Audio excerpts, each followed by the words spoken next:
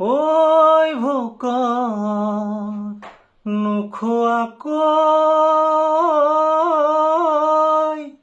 থকাটোৱেই ভাল। ঐ জানা ঘাই এষাৰ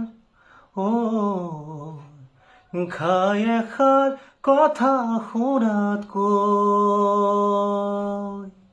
ঐ ভোকত নোখোৱাকৈ থকাটোৱেই ভাল।